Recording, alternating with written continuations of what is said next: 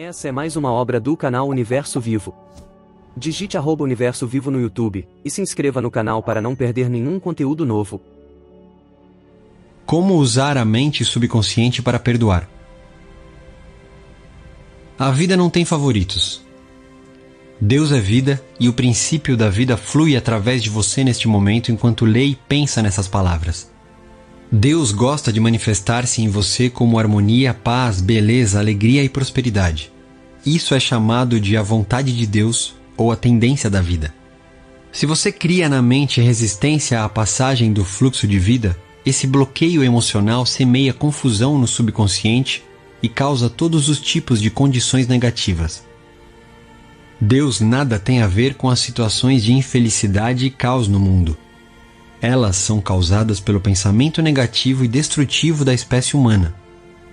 Constitui um grave erro, portanto, culpá-lo pelos problemas ou doenças que nos afligem.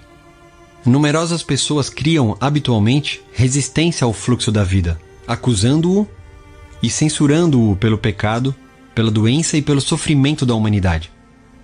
Outras lhe atribuem culpa por dores, mal-estar, perda de pessoas amadas, tragédias pessoais e acidentes. Enfurecem-se com ele e julgam-no responsável por seu sofrimento.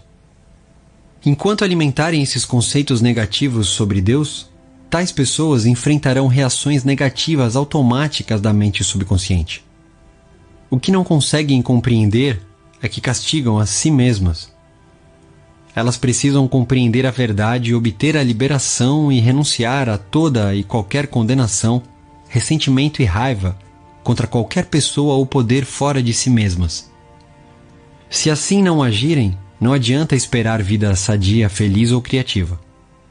No momento em que acolherem o amor na mente e no coração, no momento em que acreditarem que Ele é um Pai carinhoso que as protege, ama, orienta, sustenta e lhes dá força, esse conceito e crença sobre Deus, ou o princípio da vida, será aceito pela mente subconsciente, e elas se beneficiarão de incontáveis maneiras.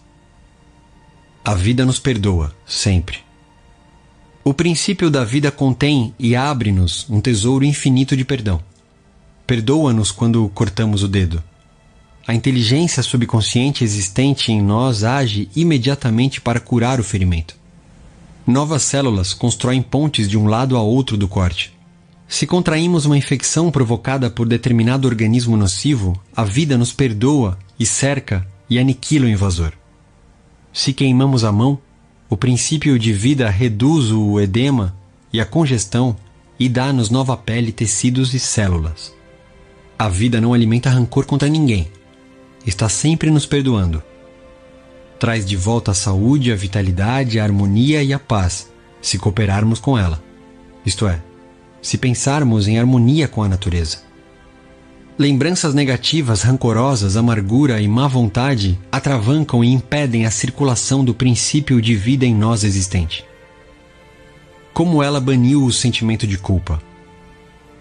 Harriet G. trabalhava até tarde no escritório, todos os dias. Frequentemente só voltava para casa depois de meia-noite e alimentava a esperança de que os chefes e colegas a admirassem por ser tão esforçada. Mas nada disso acontecia. Uma vez que ela era, em geral, a única a fazer serão, os demais nem mesmo sabiam de sua rara dedicação ao trabalho. Enquanto isso, sua família enfrentava sérias dificuldades. O marido e os 2 filhos mal sabiam como ela era. Quando a equipe júnior de beisebol, onde o filho Lawrence jogava, chegou às semifinais, Harriet não só não foi assistir ao jogo, mas nem mesmo perguntou quem vencera. Para complicar ainda mais as coisas, o médico disse-lhe que sua pressão arterial estava ficando perigosamente alta. Harriet veio me procurar quando o marido lhe disse que queria separação. Perguntei-lhe por que o excluíra de sua vida e demonstrava tão pouco interesse pelos filhos. No princípio, ela explicou que era obrigada a trabalhar tanto assim simplesmente para conservar o emprego. Perguntei-lhe se os colegas trabalhavam tantas horas extras como ela. Não, reconheceu. Os outros cumpriam o horário normal e em nada eram mais competentes do que ela. Sugeri-lhe o motivo por que achava que ela trabalhava tanto. Há alguma coisa a corroendo por dentro, disse eu. Se não houvesse, você não trabalharia dessa maneira. Você está se punindo por alguma coisa. Por algum tempo ela resistiu à sugestão. Insistiu em que seus hábitos de trabalho eram normais e que os outros, sim, é que eram preguiçosos. Finalmente, contudo, reconheceu um profundo sentimento de culpa. 15 anos antes, com a morte do pai, fora testamenteira do espólio. E deliberadamente deixara de entregar uma grande soma ao irmão mais moço. Por que você fez isso? Perguntei. Foi questão de cobiça? Claro que não, respondeu ela. Meu irmão, bem, ele tinha um gravíssimo problema com drogas. Eu sabia o que aconteceria ao dinheiro se eu o entregasse a ele. Disse a mim mesma que o estava economizando para quando ele conseguisse largar o vício. E? Perguntei. Harriet respirou profundamente. Isso nunca aconteceu. Ele se suicidou. Talvez não tenha premeditado, mas o resultado foi o mesmo. Ele tinha apenas 26 anos. Eu pensei muito nisso. O que teria acontecido se eu não tivesse ficado com o dinheiro? Talvez ele o tivesse usado para pagar um programa de reabilitação. E poderia estar ainda conosco. É culpa minha ele ter morrido. Perguntei. Se pudesse fazer tudo novamente, o que faria? Não sei, respondeu ela, sacudindo a cabeça. Mas sei que me esforçaria mais para ajudá-lo, em vez de censurá-lo porque ele tinha um problema. Mas, na ocasião, você achou que tinha razões para agir assim? Perguntei. Achou que fazia a coisa certa? Claro, retrucou ela. Mas agora acho que agi mal. O dinheiro não era meu. De modo que agora você não faria a mesma coisa. Não, não faria, disse ela, o rosto sério. Mas isso não importa. Eu jamais poderei ser perdoada pelo que fiz. Roubei meu próprio irmão e ele morreu. É apenas justo que Deus me castigue. Eu mereço isso. Expliquei-lhe que Deus não a estava castigando. Ela mesma estava se punindo. Se usar mal as leis da vida, você vai sofrer como consequência. As forças da natureza nada têm de más. O uso que lhes damos é que determina se produzirão bons ou maus efeitos. A eletricidade não é má. Depende de se você a usa para iluminar sua casa ou aplicar um choque fatal em alguém. O único pecado é a ignorância da lei, e o único castigo, a reação automática dela quando é mal usada. Se você usa mal os princípios da química, explode o local de trabalho.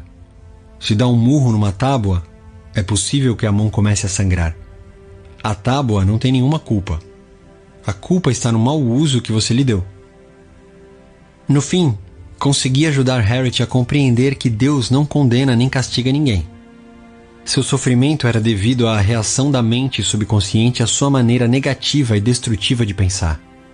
O que ela precisava era de perdão, mas também saber que o verdadeiro sentido do perdão é o perdão de si mesmo. O perdão alinha nosso pensamento com a divina lei da harmonia. A autocondenação é o inferno, prisão e restrição. E o perdão, o céu, harmonia e paz. Tirando da mente o peso da culpa e da autocondenação, ela obteve cura completa. No exame médico seguinte, a pressão voltara ao normal. A explicação a curou. O assassino aprendeu a se perdoar. Arthur O., há muitos anos, cometeu homicídio na Europa.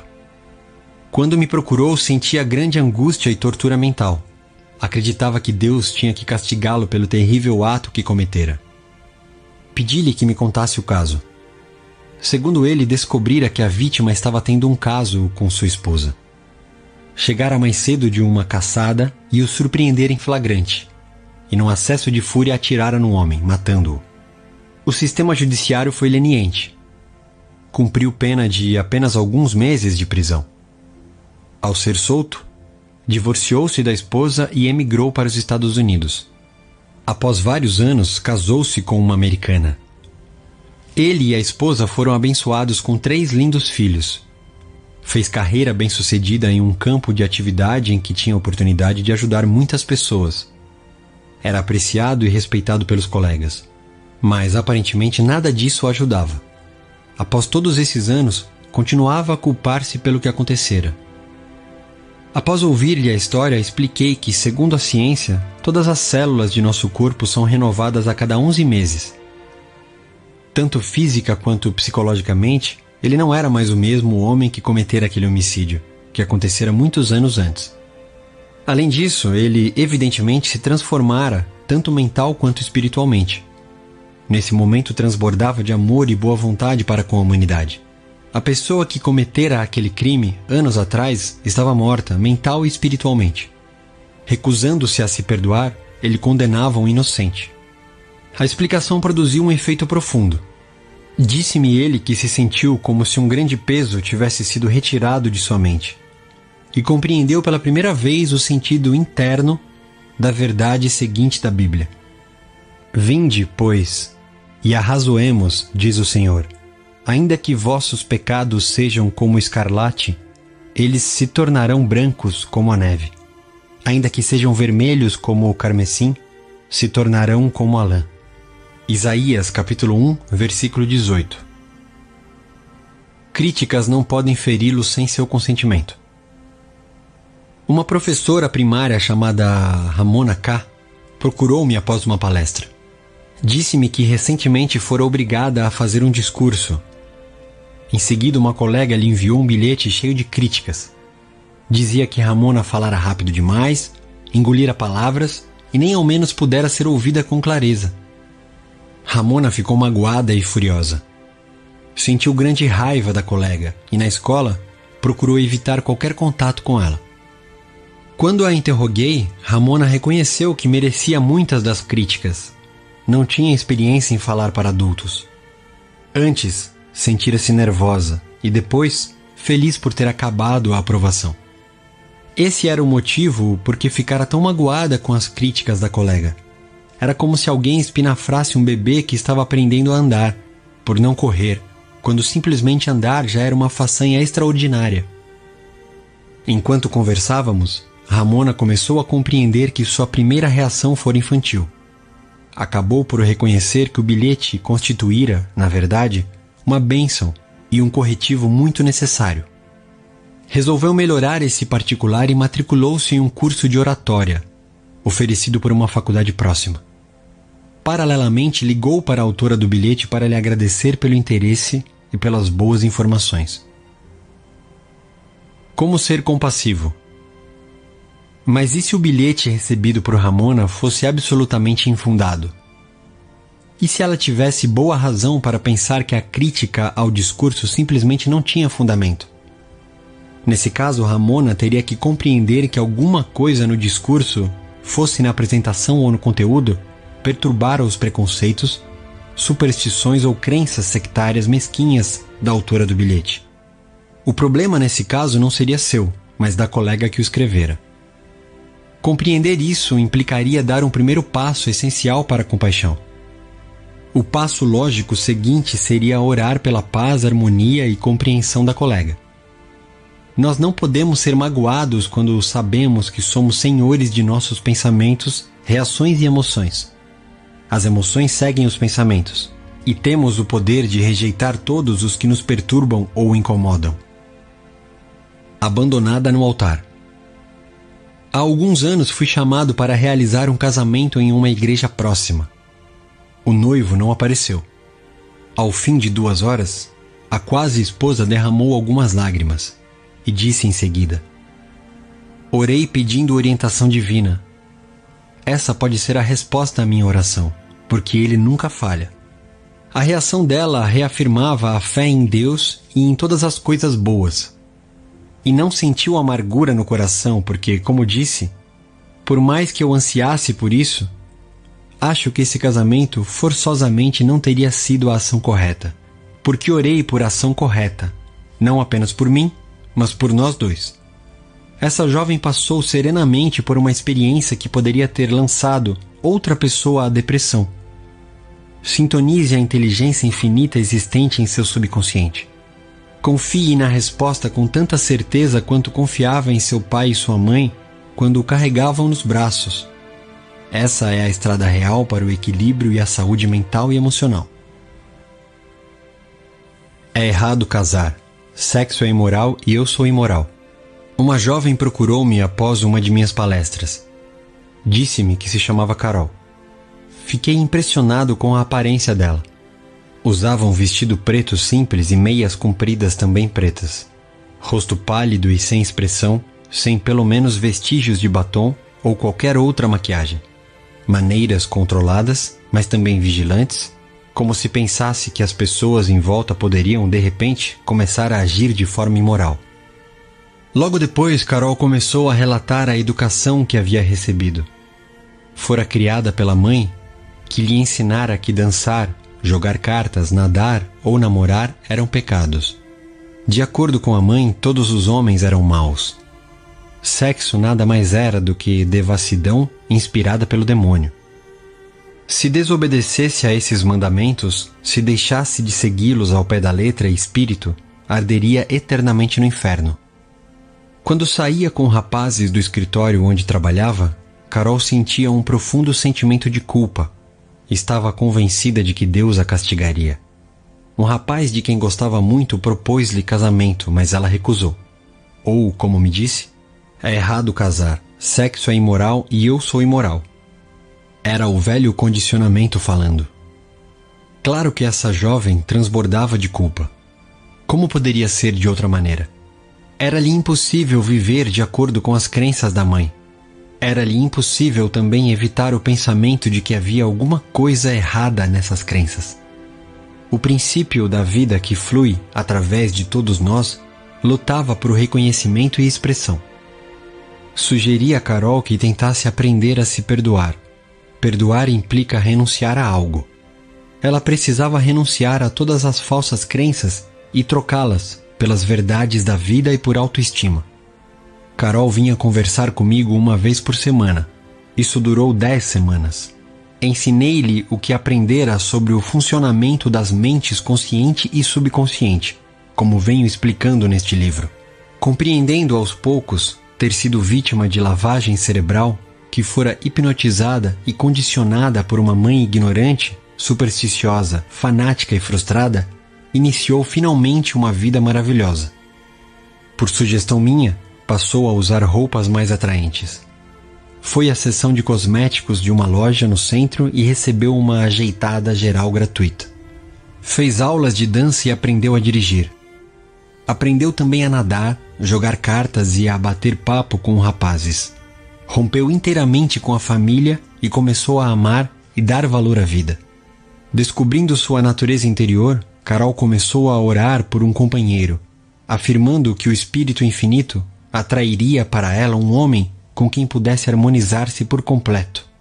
Certa noite, ao deixar meu consultório, encontrou um rapaz que estava à minha espera. Apresentei-os casualmente. 6 meses depois, eles se casaram, continuam casados e felizes. O perdão é necessário para a cura. E quando estiverdes orando, se tendes alguma coisa contra alguém.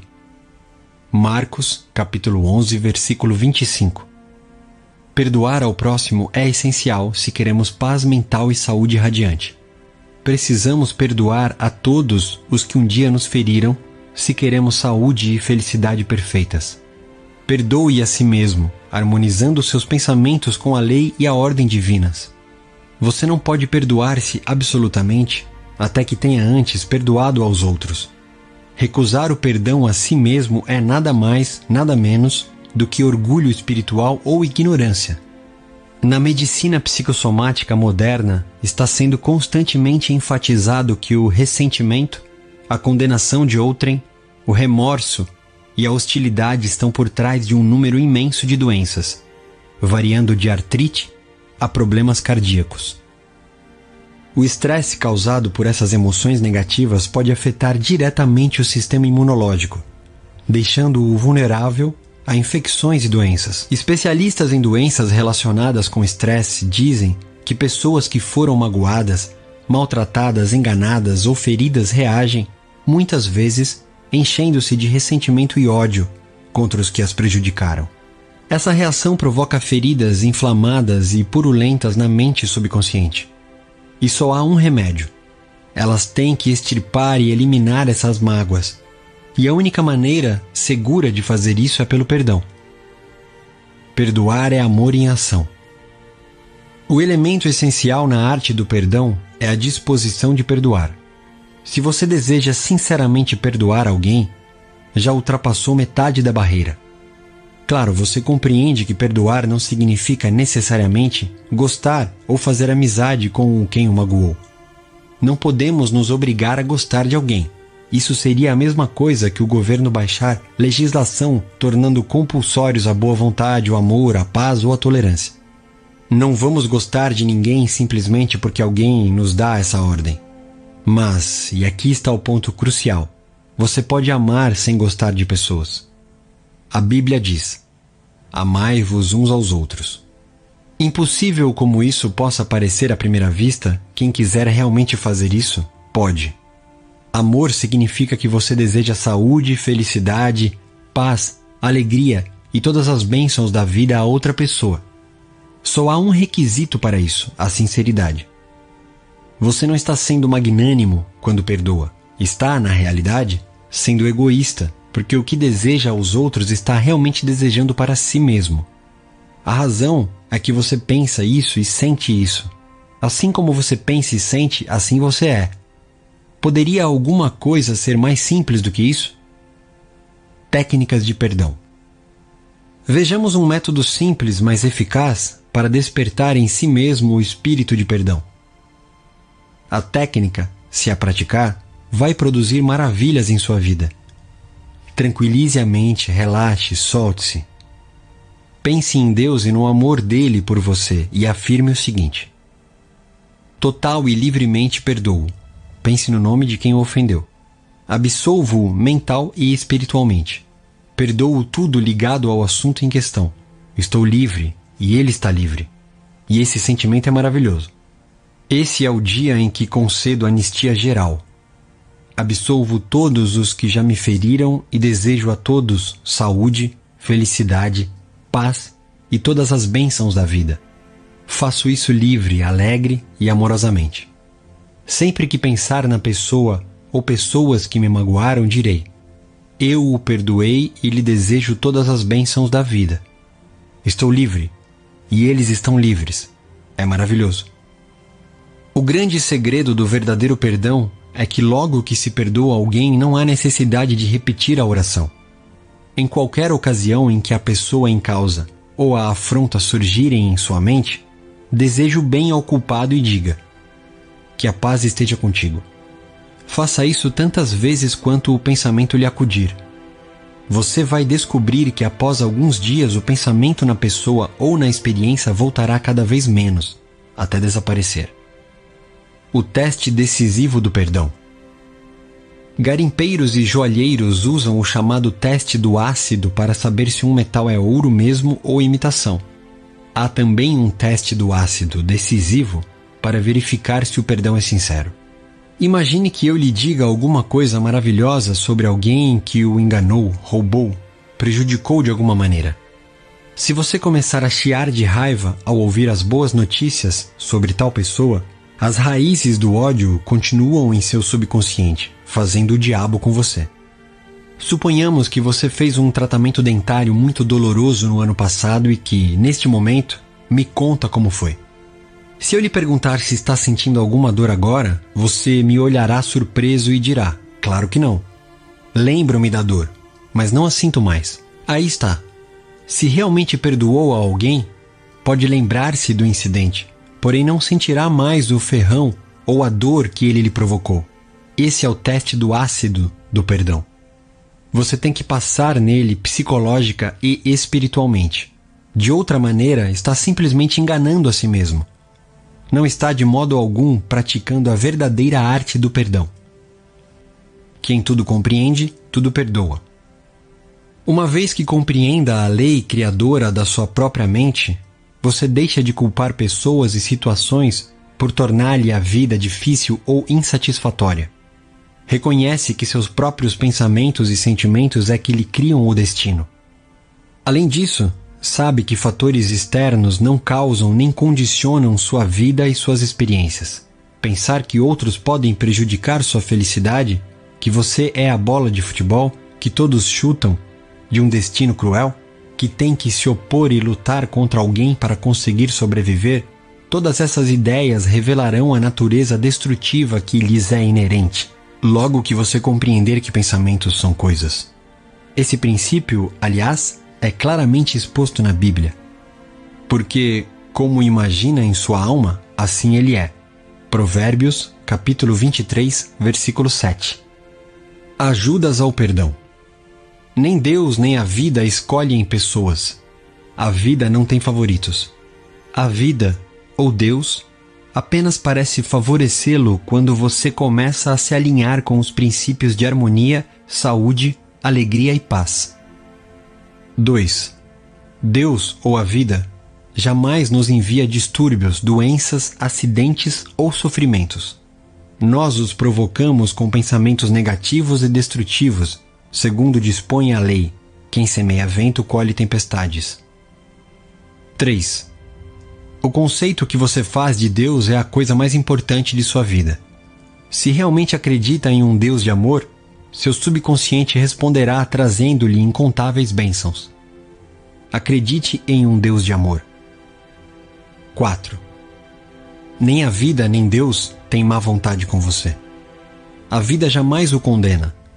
Ela cura o corte na sua mão, perdoa-lhe se queima o dedo, reduz o edema e restitui a inteireza e a perfeição à parte lesionada. 5. Seu complexo de culpa é um conceito falso de Deus e da vida. Nenhum dos dois o julga ou castiga. Você faz isso consigo mesmo através de efeitos produzidos pelo subconsciente e que têm origem em crenças falsas, pensamentos negativos e autocondenação. 6. Deus ou a vida não o condena nem castiga. As forças da natureza nada têm de más. Os efeitos de seu uso dependem de como usa o poder que em você existe.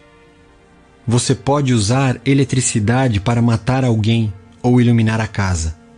Usar água para afogar uma criança ou saciar-lhe a sede. O bem e o mal têm origem no pensamento e na intenção na mente da pessoa. 7. Deus ou a vida jamais pune. As pessoas se punem com falsos conceitos sobre Deus, vida e universo. Como o pensamento é criador, elas criam seu próprio sofrimento. 8. Se outra pessoa o critica e esses defeitos existem em você, rejubile-se, dê graças e aprecie os comentários. Você terá, assim, oportunidade de corrigir os defeitos. 9. Nenhuma crítica pode feri-lo quando você sabe que é senhor de seus pensamentos, reações e emoções. Esse fato lhe dá a oportunidade de rezar pelo próximo e abençoá-lo, e com isso abençoar-se também. 10. Quando ora por orientação e ação correta, aceite o que lhe for dado. Reconheça que é bom, muito bom, o que recebeu. Dessa maneira não terá razão para autopiedade, críticas ou ódio. 11. Nada é em si bom ou mal. O pensamento é que lhe dá essa característica. Não há o mal no desejo de alimento, sexo, riqueza ou verdadeira autoexpressão. Tudo depende da maneira como você usa essas ânsias, desejos e aspirações. Seu desejo de alimento pode ser atendido sem matar alguém por um pedaço de pão. 12. Ressentimento, ódio, má vontade e hostilidade estão por trás de um número enorme de doenças. Perdoe a si mesmo e a todos, doando amor, vida e boa vontade a todos os que o magoaram. Continue a agir assim até que possa reencontrá-los em sua mente e saber que está em paz com eles. 13.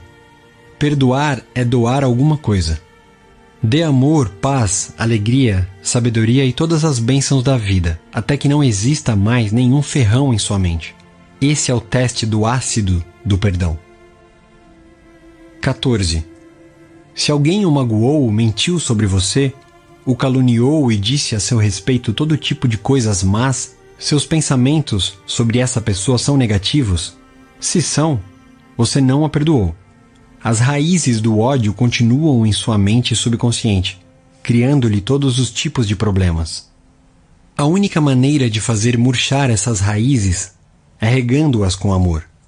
Deseje a essa pessoa todas as bênçãos da vida. Esse é o significado de perdoar até 70 vezes 7. Essa é mais uma obra do canal Universo Vivo. Digite @Universo Vivo no YouTube e se inscreva no canal para não perder nenhum conteúdo novo.